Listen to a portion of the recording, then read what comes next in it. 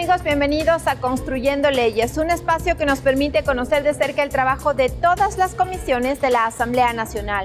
Soy Lorena Espinosa y en los próximos 30 minutos revisamos lo más destacado de esta semana. Esta semana, listo informe para segundo debate del proyecto de ley de libertad de expresión. Comisión de Justicia avanza con el análisis de la objeción parcial al proyecto de ley para la interrupción voluntaria del embarazo por violación. Representantes del sector pesquero presentaron observaciones al proyecto de ley de pesca. La Comisión de Fiscalización no alcanzó los votos para conocer la solicitud de juicio político en contra del Procurador General del Estado, Íñigo Salvador. El expediente deberá estar remitido al Pleno para su pronunciamiento. Con 4 votos afirmativos y 3 en contra y una abstención, la Comisión de Fiscalización no alcanzó los votos para conocer la solicitud de juicio político en contra del Procurador General del Estado, Íñigo Salvador, propuesto por el asambleísta de UNES, Ferdinand Álvarez. El presidente de la Comisión de Fiscalización, Fernando Villavicencio, dispuso que el expediente sea remitido a la titular de la Asamblea Nacional, Guadalupe Llori, para que ponga en conocimiento del Pleno Legislativo. Se remita al Pleno de la Asamblea Nacional. Siguiente punto del orden del día. Desde la Comisión de Fiscalización se justificó la decisión en el amparo al artículo 142, numeral 2 de la Ley Orgánica de la Función Legislativa, que señala que si las comisiones especializadas permanentes y ocasionales no se alcanza la votación requerida en el trámite de proyectos de ley y procedimientos de fiscalización, fenecido el plazo de ley, estos pasarán a conocimiento del Pleno de la Asamblea Nacional para su correspondiente resolución, sin perjuicio de las sanciones que por incumplimiento de plazos corresponda a los miembros de la comisión de conformidad con esta ley. Fenecido el plazo de ley, estos pasarán a conocimiento del Pleno de la Asamblea Nacional para la correspondiente resolución, sin perjuicio de las sanciones. De su lado, el asambleísta Ferdinand Álvarez, por su parte, justificó la decisión y explicó que el objetivo es tramitar las solicitudes de juicio político en contra de los vocales del Consejo de Participación Ciudadana y Control Social. Un subcontralor no legitimado, y ahí nosotros hemos hecho el llamado desde la Comisión de Transparencia, muchas ocasiones, a los consejeros. Y es por eso que a la fecha nosotros hemos reclamado tajantemente y nosotros les decimos sí a los consejeros que tienen que ya designar a una autoridad. ¿Y qué es lo que ha pasado? A este subcontralor lo han designado 5 meses más.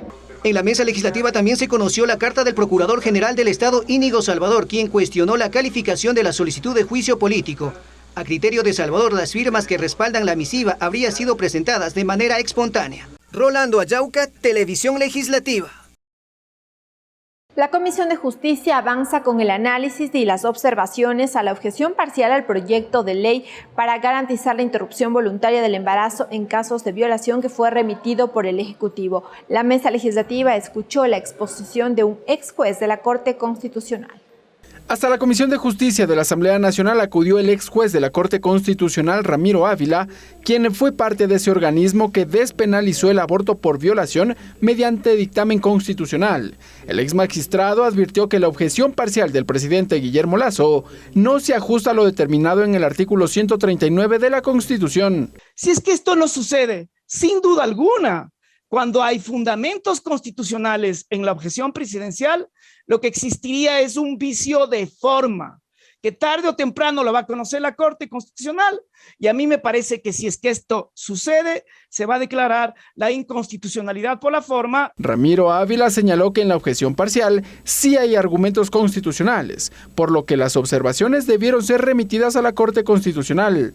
Me parece a mí que en términos retóricos el presidente quiso salvar esta posibilidad del control preventivo de la Corte Constitucional al afirmar cuando él dice que está haciendo su opinión personal. Y advirtió que la postura personal del jefe de Estado incide directamente en una disposición que busca ampliar los derechos a mujeres víctimas de violación sexual. Lo que no creo que es correcto es que él afirme que su posición personal no afecta en el veto que está haciendo. Y para mí, cada una de las razones del veto presidencial se sustentan en su posición personal. Por otro lado, la mesa legislativa recibió a la exministra de Inclusión Económica y Social, Berenice Cordero, quien se refirió a los procesos de adopción en el país. La adopción no es una estructura aislada, sino subsidiaria al principio constitucional de proteger el derecho de los niños, niñas y adolescentes a vivir en familia, ¿no?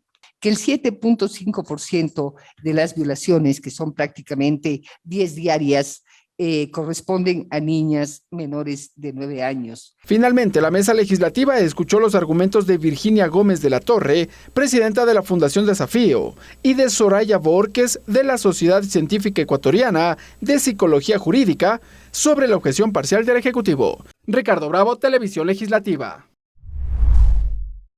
La planificación y construcción de los presupuestos participativos fue el tema de análisis al interior de la Comisión de Participación Ciudadana. Varios expertos dieron sus aportes en este tema.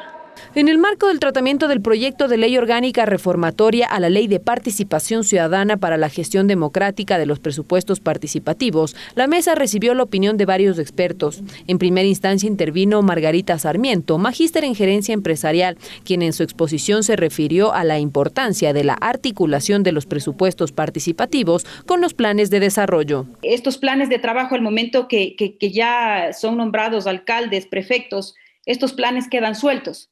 Sin embargo, como es de conocimiento, el incumplimiento de este plan de trabajo puede ser la revocatoria del mandato. El desconocimiento de los ciudadanos y las ciudadanas es que no se hace ejercicio de este derecho. Mientras Franklin Rojas, director de Participación Ciudadana del Ministerio de Inclusión Económica y Social, sugirió que en el artículo 67 de la norma se incluya la participación virtual de los ciudadanos en las distintas asambleas. Presupuestos participativos debería constar el rol activo que debe tener los ciudadanos y las ciudadanas. Nosotros hemos dado cuenta en la práctica diaria que al final terminan siendo personas que están para satisfacer y cumplir el requisito legal, pero no ejercen una participación per se. Como segundo punto del orden del día intervino Eduardo Béjar, experto en transparencia, quien dio sus aportes al proyecto de ley de transparencia y acceso a la información pública. Béjar recomendó que en la norma se regule que las entidades entreguen información actualizada y bajo plazos. Sin embargo, se sugiere agregar plazos tanto para el tiempo que debe responder la entidad, el tiempo que deben aplicarse los correctivos y el tiempo que eventualmente se emiten los informes, así como el momento en que se envía hacia la Contraloría un incumplimiento en el marco de la ley. Finalmente, la mesa abocó conocimiento de las solicitudes de información formuladas por el asambleísta Lenin Barreto. Jennifer Carrera, Televisión Legislativa. Un general en servicio pasivo reveló supuestas irregularidades en el proceso de ascensos de la Policía Nacional. La denuncia lo hizo al interior de la Comisión de Soberanía y Seguridad de la Asamblea Nacional. Hasta la Comisión de Seguridad llegó el general en servicio pasivo Pablo Rodríguez, quien aseguró tener toda la documentación que revelarían inconsistencias en los procesos de ascenso de la institución. En el 20 de junio del 2019 presenté este pedido de rectificación de fechas de ascenso y yo mismo a la señora comandante general le dije, mi comandante general, si se aprueba esto, la promoción de su esposo tiene 4 vacantes para el ascenso.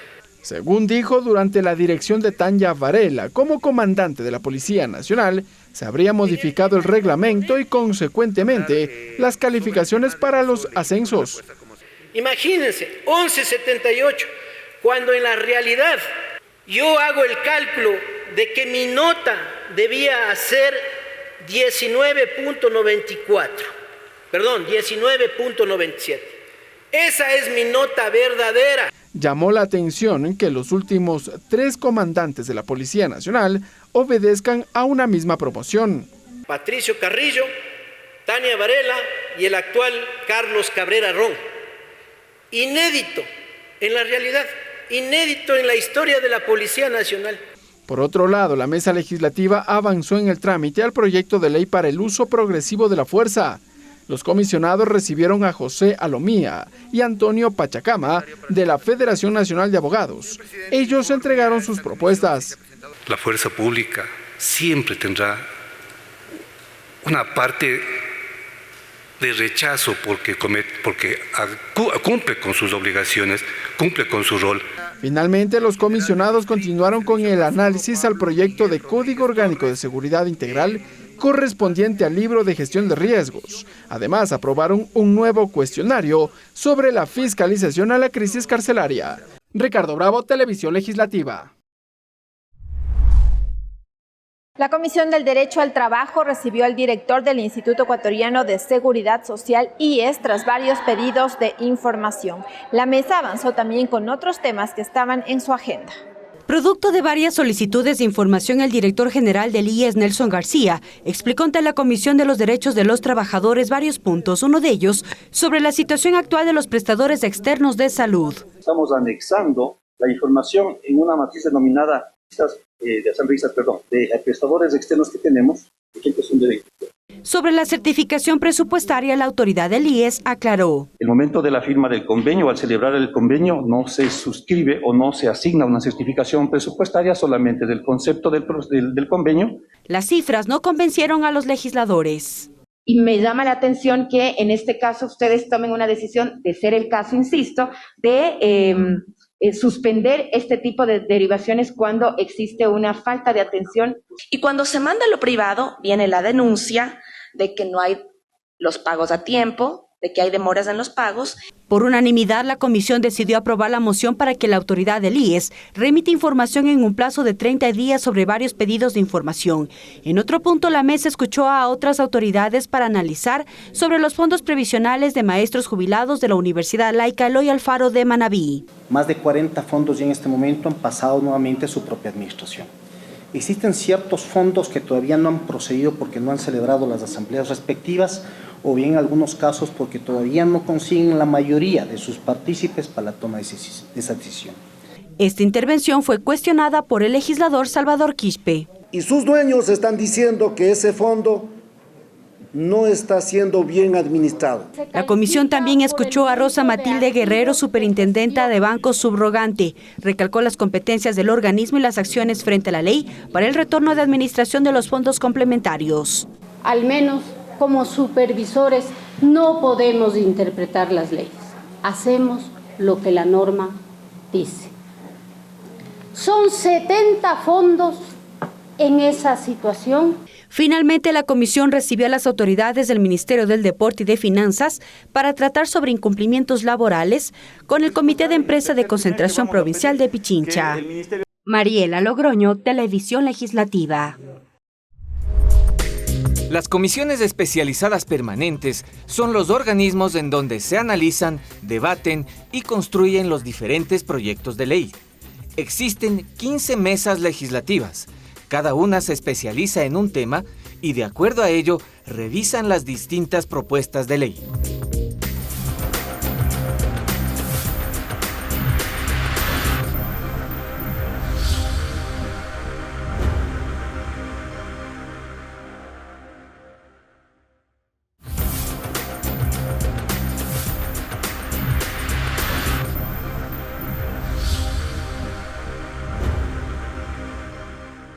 Seguimos con más de Construyendo Leyes y ahora les comentamos que la Comisión de Relaciones Internacionales aprobó el informe para segundo debate del proyecto de ley de protección de la libertad de prensa y expresión. Para ampliar un poco más la información ya me acompaña el asambleísta Patricio Cervantes, él es integrante de la mesa legislativa. Asambleísta, gracias por aceptar este espacio. Coméntenos un poco cuál es el alcance y el objetivo de este proyecto de ley, como su nombre lo dice, garantizar la libertad de prensa y de expresión. Muchas gracias la invitación. Bueno, en realidad pues este proyecto de ley cumple los requisitos del artículo 134, 136 de la Constitución de la República del Ecuador. De igual forma el artículo 54 de la Ley Orgánica de la Función Legislativa. ¿Qué quiere decir esto? Que se trata de una sola materia, que tiene exposición de motivos, que tiene considerandos y sus respectivos articulados.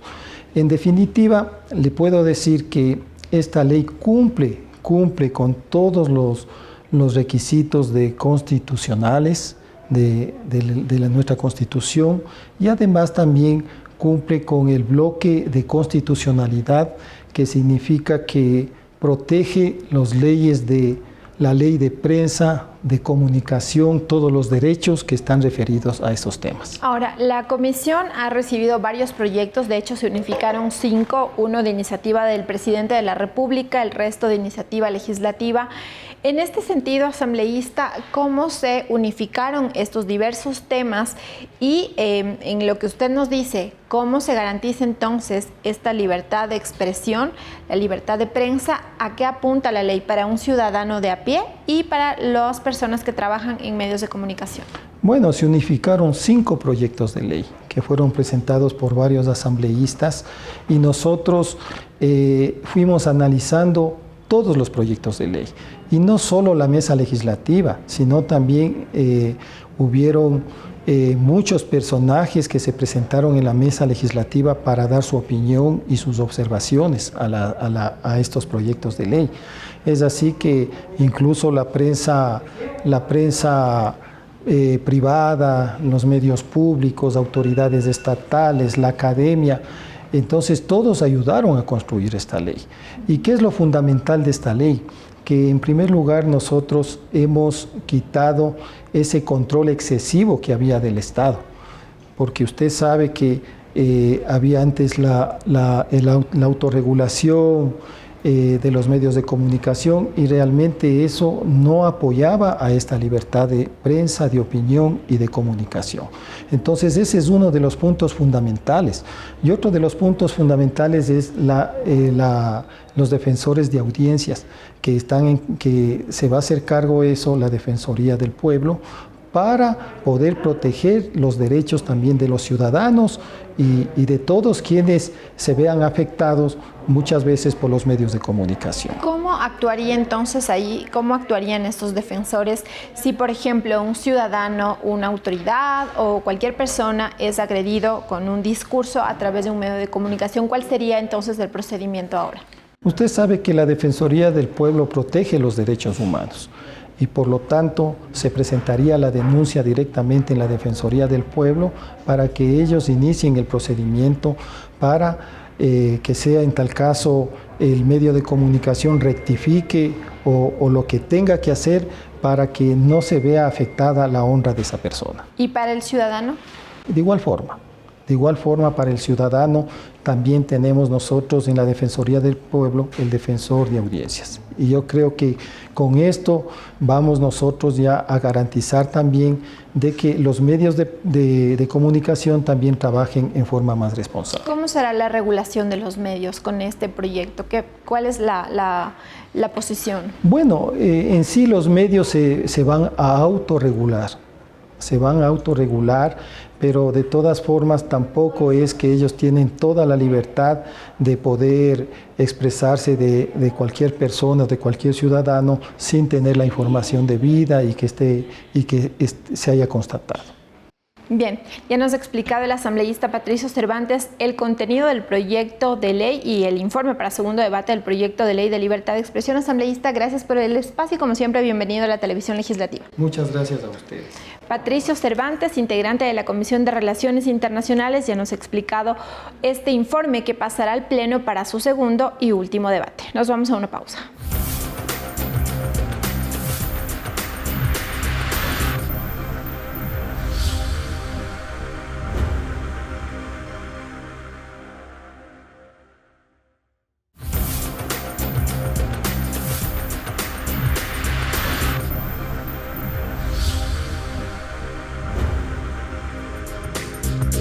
Para aprobar una ley se requieren 2 debates.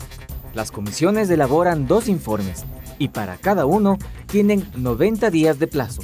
Las comisiones son las encargadas de recoger y analizar la información, convocar a autoridades y representantes del sector civil involucrados con la materia del proyecto de ley en trámite y así llevar una propuesta al Pleno para en lo posterior ser aprobada y convertirse en ley de la República. Seguimos con más de Construyendo Leyes y ahora les contamos que avanza el trámite del proyecto de ley FinTech. Juristas hicieron sus observaciones al interior de la Comisión de Desarrollo Económico. Las criptomonedas fue el tema que centró el debate. Nuevas observaciones recibió el proyecto de reformas a varias leyes para el desarrollo, regulación y control de servicios financieros tecnológicos, denominada como Ley FinTech. Juristas emitieron sus criterios. En la Comisión de Desarrollo Económico de la Asamblea, Cristina Ordóñez propuso diferenciar los medios de pagos electrónicos en el proyecto de ley. Los pagos no electrónicos serían todos aquellos que se realizarían de forma material, como los títulos valor y el dinero, en tanto que los pagos electrónicos serían aquellos que se realizan de forma inmaterial usando tecnología y cuyos mínimos aceptables debería ser regulado por la Junta de Política y Regulación Monetaria. Otra de las observaciones presentadas fue respecto a los servicios financieros tecnológicos. Camila Valdés señaló que en la normativa se refiere a esquemas de negocios generales, como el financiamiento colectivo. Dentro de este esquema de negocio vamos a encontrar varios tipos o productos, tales como las donaciones colectivas virtuales, entre otros. Así también, operaciones con activos virtuales. Dentro de esta encontraremos a los famosos bitcoins. El tratamiento de criptomonedas y medios digitales también fue tema de análisis. Ernesto Kruger consideró que los bancos puedan realizar operaciones con criptomonedas. Puso en contexto el uso de este mecanismo en varios países. Porque las criptomonedas de alguna manera se pueden entender y se puede a partir del Bitcoin, Ethereum o algunas serie de monedas, se pueden entender como un activo digital que se puede comprar o vender. Pero sin embargo pueden surgir todo lo que se denomina los criptoactivos. La mesa legislativa continuará recibiendo más aportes de la ciudadanía en el marco de la elaboración de la ley FinTech. Rolando Ayauca, Televisión Legislativa. En el marco de la elaboración del informe para primer debate del proyecto de reformas del Código Orgánico de Organización Territorial, Autonomía y Descentralización COTAD, la Comisión de Gobiernos Autónomos escuchó observaciones del equipo asesor. Entre algunos cambios está la modificación de los requisitos para establecer una zona franca. La Comisión de Gobiernos Autónomos conoció las observaciones remitidas por los asambleístas proponentes del proyecto de reformas al Código Orgánico de Organización Territorial, Autonomía y Descentralización COTAD. El legislador Peter Calo dijo que la mesa debe pedir información poblacional de los cantones y provincias de frontera y con ello modificar el artículo 22 del COTAD respecto a los requisitos para la creación de las zonas franjas ubicadas en las provincias amazónicas. Que se norme el tema de la población, pero poniendo también algunos candados de seguridad, no se pueda nomás hacer así por así, sino pues hay, por ejemplo, hay parroquias que están con 100 años, 50 años de vida jurídica y que realmente esos serían uno de los candados que cumplan con ese requisito. Consideró que la propuesta busca mejorar las condiciones de vida de los habitantes del cordón fronterizo. Desde el Estado ecuatoriano no hay recursos para nuestros compañeros que viven ahí, que hay cuantas necesidades en el tema de los servicios básicos, en las vialidad, en alcantarillado. En el proyecto además se plantea fiscalizar a los GATS para transparentar la administración pública. Su proponente, el asambleísta Marlon Cadena, consideró que los montos presupuestarios sean proporcionales para la ejecución de las obras. Los GAT evaluados y acreditados, de manera que tengan la posibilidad de tener más eficiencia en los recursos. Necesitan dar solución a los problemas que tiene la comunidad, pero se encuentran en que no tienen ni recursos ni competencia. Las disposiciones generales respecto al Consejo de Seguridad Ciudadana Municipal, así como el adecuado manejo de la fauna urbana y arbolado, también recibió observaciones. La parlamentaria Yesenia Guamaní defendió la propuesta. Que para las acciones que en este caso la municipalidad debe coordinar con la Policía Nacional para poder implementar tanto, por ejemplo, infraestructura como equipamiento. Según la asambleísta, la fauna doméstica urbana necesita promover el bienestar animal. Tener 3 meses de tiempo para que las municipalidades puedan implementar estos planes y proyectos en favor de la fauna urbana y también del arbolado urbano. La mesa legislativa iniciará con las mesas técnicas de trabajo para recibir aportes para la construcción del informe para primer debate. Rolando Ayauca, Televisión Legislativa. Representantes del sector pesquero presentaron sus observaciones al proyecto de ley de incentivos para la pesca artesanal. Entre las peticiones está el acceso a créditos preferentes. En el marco del tratamiento del proyecto de ley de incentivos a la pesca artesanal, la Comisión de Soberanía Alimentaria recibió nuevos aportes. Representantes del sector pesquero solicitaron la aprobación de la ley. Simón Remach indicó que necesitan créditos para mejorar las actividades laborales y fortalecer la producción. Necesitamos innovar nuestras artes de pesca. Los pescadores artesanales hemos venido utilizando motores fuera de borda, cuando realmente el pescador a 10, 15 millas podía traer el producto a los puertos pesqueros. Pero hoy la naturaleza y la depredación ha hecho que los pescadores artesanales tengamos que viajar a 200 millas. Exigieron reformar el Código Integral Penal para brindar seguridad en alta mar y dotar de acciones científicas a fin de mejorar el desarrollo de la pesca artesanal de los 130.000 personas que se dedican a estas tareas. A través de la policía se nos asista con la seguridad, ya que hoy por hoy los piratas nos dan hasta los números de teléfono en los puertos pesqueros para que le depositen para no ser asaltados y asesinados en alta mar. De su lado, Simón Remache detalló las problemáticas del sector pesquero en Santa Elena, exigió a las autoridades impulsar el fomento productivo de la pesca artesanal. Además, solicitó la aplicación de normativas respecto a los operativos de control a las embarcaciones durante las actividades pesqueras. 9.000 pescadores han quedado sin su puesto de trabajo, esperando estas líneas de crédito, esta ayuda del gobierno que ha sido insensible, cada uno de ellos, para poder recuperar esa fuente de trabajo y sus implementos de pesca. Por otro lado, la mesa legislativa además recibió a Alexis Yaguana y a Mauro Sánchez, representantes de la Federación Nacional de Panificadores Artesanales del Ecuador, quienes expusieron sus problemáticas respecto al precio del producto. Las materias primas, harinas, grasas, levadura, huevos, etcétera. Las diferencias porcentuales están entre el 10, 30 y hasta el 50% al comparar los precios con el año 2021 y 22. Explicaron que los altos costos en la materia prima para la elaboración del pan no trae beneficios a las inversiones. Seguido en este año 2022, que ya pasó a 80 centavos el kilo de harina. Los legisladores organizarán mesas técnicas de trabajo en busca de soluciones. Rolando Ayauca, Televisión Legislativa. El contenido de un proyecto de ley que reforma varias leyes y que busca frenar el maltrato animal y un nuevo proyecto de ley de reforma a la Ley Especial Amazónica fueron los temas que centraron la agenda al interior de la Comisión de Biodiversidad. La asambleísta Marcelo Holguín expuso el alcance y objetivos de su proyecto de ley que reforma varias leyes respecto de la educación ambiental y la violencia interrelacionada, que busca crear políticas públicas para frenar la violencia de género y el maltrato infantil. Motivar políticas públicas para intervenir el vínculo entre el maltrato animal y la violencia de género con el fin de construir un país más seguro.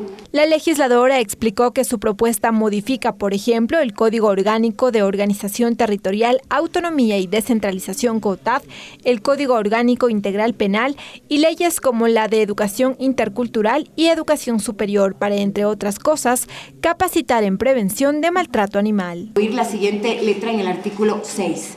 Incluir en los currículos de estudio educación ambiental enfocada en la conservación de la biodiversidad, la sustentabilidad, el manejo de buenas prácticas ambientales y tenencia responsable y violencia interrelacionada. Por otra parte, a la mesa legislativa llegó un nuevo proyecto de reformas a la Ley Especial Amazónica de iniciativa de la asambleísta Mariuxi Sánchez. El presidente de la comisión explicó que solicitarán al CAL la autorización para unificarlo con el resto de proyectos que se tramitan en la mesa. Pero le digo que estos puntos la compañera con amplia participación en Orellana ya lo hizo. Sobre todo fortalecer en este caso la ley amazónica. Hablemos de lo que es el contrato prevalente que se tiene en este caso en las diferentes instituciones, ¿no? Además, los comisionados revisaron el cronograma de trabajo en los procesos de fiscalización que lleva la mesa, como por ejemplo de la minería ilegal. Lorena Espinosa, Televisión Legislativa. Bien amigos, y hemos llegado al final de este espacio, pero recuerden que si ustedes quieren conocer más del trabajo de cada una de las comisiones, los invito a revisar sus redes sociales. Hasta la próxima.